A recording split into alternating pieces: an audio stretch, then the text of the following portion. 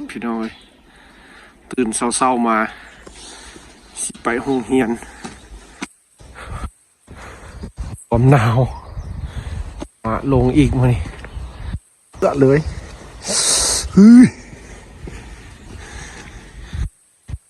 สุดพี่น้องอากาศเศร้าๆเด้ออยู่รัสเซียย่างไปโรงเรียน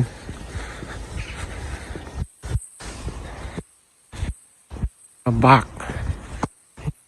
ไผ่ทนหนาวได้ละกันหิมะช่วงต้นฤดูหนาว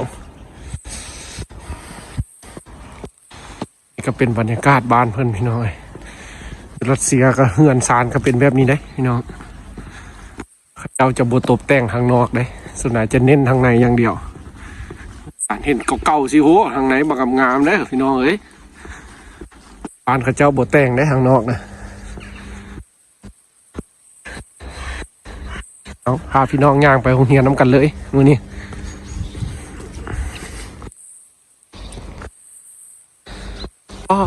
รถจนขาวเปื้อ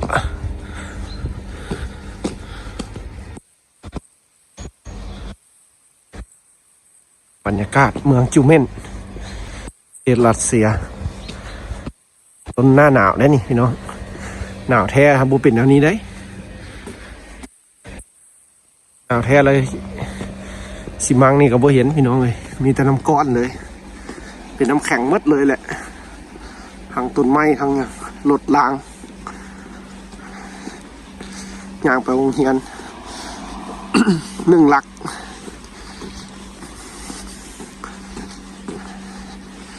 เศร้าๆสิคนรัสเซียยังบ่ตื่นพี่น้องเลยเขาเจ้าจะเข้าการอยู่รัสเซียแม่นอัน9 โมงเลยพี่น้องเลย9 โมงหา10 โมงพูดได้เขาเจ้าเฮ็ดเวียกนะเช้าๆนี้คันแม่นบ่แม่ค้าไม่ขายแล้วแม่นนอนอยู่แหละรถล้างก็บ่หลายพี่น้องเลยบรรยากาศในรัสเซียจังซี่เด้อพี่น้องเอ้ยถ่ายให้เบิ่งชีวิตอยู่บ้านนี้พี่น้องเอ้ยแต่ละมื้อแต่ละวันโรงเรียนมื้อแรงมาก็ซอกอาหารการกิน รถแล่นหิมะยังเต็มรถอยู่ โอ้จังนึงก็งามเลยเนาะพี่น้องเนาะเป็นจังได๋เนาะอยู่บ้านเฮาร้อนว่าหนาวคือกันละตีนี่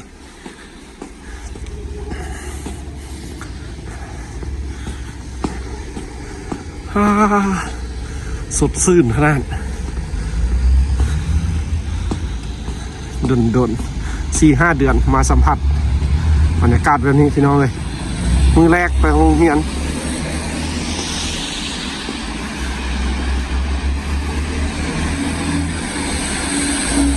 นี่ก็เป็นบรรยากาศบ้านเพื่อน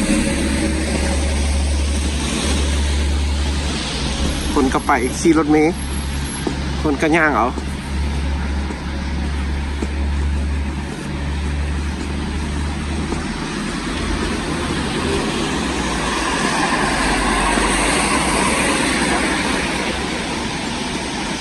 เมย์บ้านเพิ่น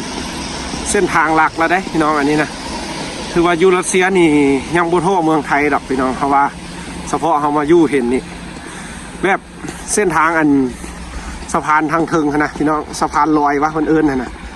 สะพานลอยหรือว่าสะพานทางด่วนสะพานรถไฟนะเฮาก็บ่ฮู้สิเอิ้นจังได๋ครับตอนเฮามาทางไทยเฮาเห็นตัวอยู่รัสเซียเมืองนี้ยังบ่มีเด้พี่น้องสะพานแนวนั้นน่ะคือว่ายังบ่มีวิวทิวทัศน์บ้านเพื่อน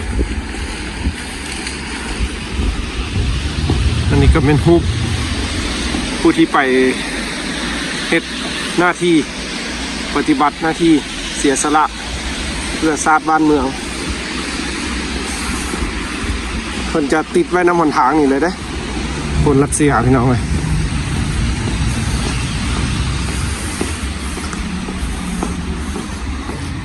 นี่ก็เป็นเพื่อนซันถ้ามันอยู่ไทยก็มาคอนโดได้นี่พี่น้องเป็นแบบอพาร์ตเมนต์อยู่แบบสำเร็จรูปเลยเฮามีแต่ถ้าเฮาสิมาเช่าเพิ่นก็มีแต่แบบนุ่งแต่เครื่องคาคิงมาโลดเพราะว่าบนนอนเป็นบนนอนบ่เป็นเงินครัวอาหารการกินถือว่าตู้เย็นนะแต่อันอาหารทำบ่มี แบบมาอยู่เลยนะพี่น้องแบบว่าเขามาเศร้าเพิ่นอย่างนี้เราก็มาอยู่เลยแต่แพงได้พี่น้องเห็นเก่าๆเนี่ยนี่นะเดือนหนึ่งนี่ทึกเงินกีบเขานี่6-7 ล้านผู้ใดพี่น้องเศร้าเงินอยู่รัสเซียนะแพงเลย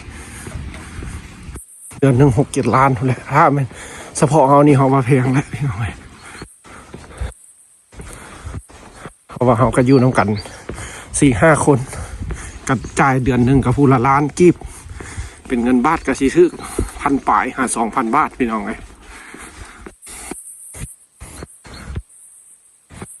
อันนี้ก็เป็นบรรยากาศเขากำลังย่างไปโรงเรียนเด้อหัวสีหอดละ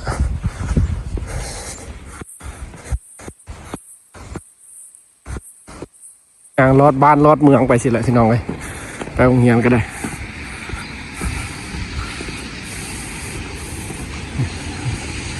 เงินซานหมู่บ้านก็เป็นอย่างนี้แหละพี่น้องเขาให้เบิ่งวิวสดๆเลยที่เขาอาศัยอยู่เมืองนี่นะแนบสดๆเลยอยู่รัสเซียนะ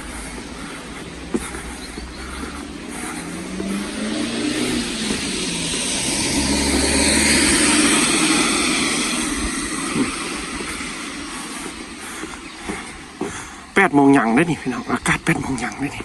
8 โมงยังซ้ำนี้ได้อยู่รัสเซีย7:55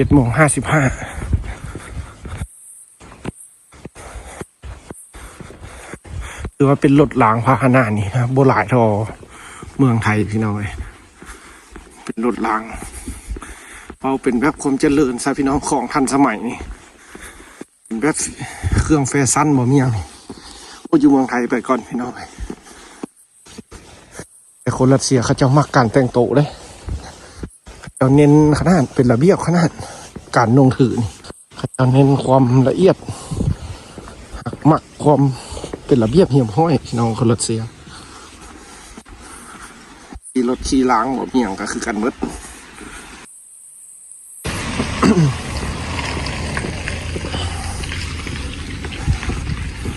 อันนั้นก็มูย่างไปโรงเรียนคือกัน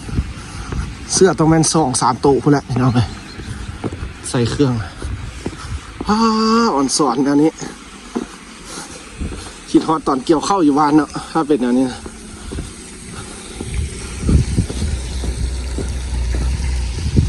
คิดฮอดบรรยากาศตอนเกี่ยวข้าวเอาเย็นๆแบบนี้ไปใส่เนาะพี่น้องเลยเมื่อเกี่ยวข้าวอยู่บ้านนะโอ้ยฮ้อนแต่ฮ้อนว่ะจากฮ้อนจากเอารัสเซียนี่เหือแก้บัวมีเอาพี่น้องคลิปที่สุดได้ซ้ำนี้ก็เด้อไปโรงเรียนก่อนเดี๋ยวบัดกลับมาตอนแรงเดี๋ยวสิท้ายให้เบิร์อีกบัดหนึ่งอาหารรัสเซียครั้งแรกเลยเศร้าอาหารครั้งแรกได้อาหารรัสเซียหิมะก็ยังค่อยลงน้ำใส่ขากำลังย้อยเย็ดหนาวคักขนาดที่น่ะเย็นซื่นนกหนูมิดจีรี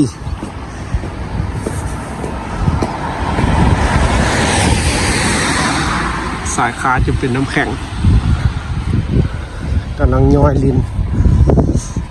น้ำหิมะเสื่อยอากาศตอนเลิกโรงเรียนนี่นะเว้ย3 โมงแรงแถวนี้ พี่น้องรัสเซียจากคนอยู่จังไรเนาะยามหนาวบ้านเพิ่นสิส่วนใหญ่ก็อยู่แต่ในบ้านเลยพี่น้องรู้ไหมสิหนาวซ้ำไหน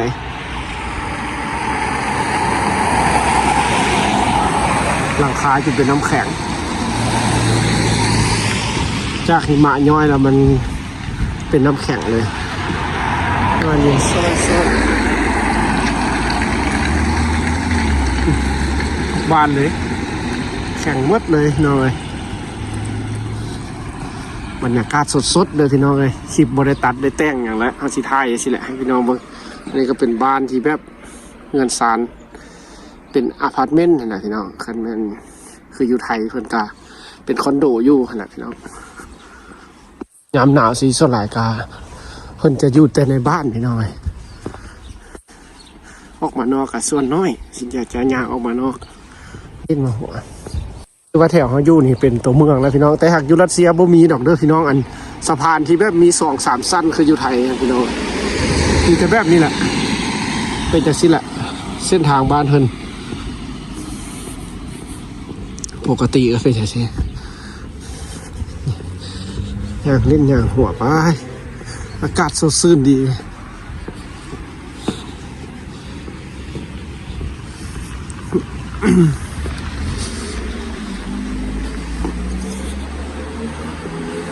จะมีต้นไม้ต้นตอกอันนี้แม่ตู้ก็เอาน้ำแล้วนี่พี่เบียดкак дела вам Все нормально. все нормально да Все, училище пошли, все, домой. да домой увольнение да А? увольнение увольнение да Все нормально? да нормально о Что ты? вода да Да. А вы что-то не берете такое, а? нет нет да да все хорошо спасибо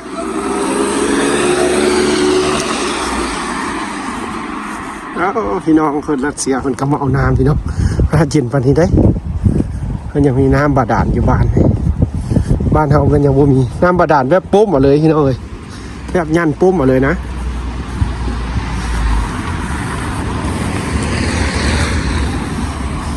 บรรยากาศสดๆอยู่บ้านเพิ่นเด้อพี่น้องเอ้ย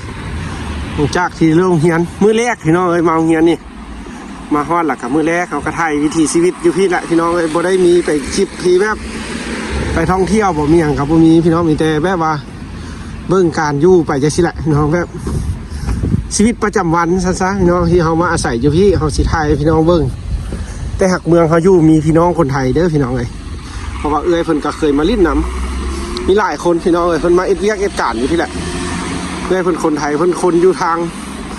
จังหวัดหยังว่าถ้าแปะบ้านเฮาอยู่แปะสวรรค์อยู่แปะปักเสนะพี่น้องทางตรงข้ามเมืองไทยแม่นมีอย่างบ่ฮู้เลยย่างกลับบ้านพี่น้องตอนนี้นะวิวมื้อเช้านี้กับวิวตอนนี้พี่น้องเลยถ่ายให้พี่น้องเบิ่งเด้อถือว่าหนาวพี่น้องอยู่รัสเซียหนาวอีหลีอันนี้บ้านเมืองเพิ่นก็เป็นจังซี่พี่น้องเลยถ่ายแบบสดๆเลยเฮาบ่ได้ตัดได้ต่อหยังให้เบิ่งแต่เอามาโฮมซะกันให้มันหนาวหน่อยนึงเอาพี่น้องบ๊ายบาย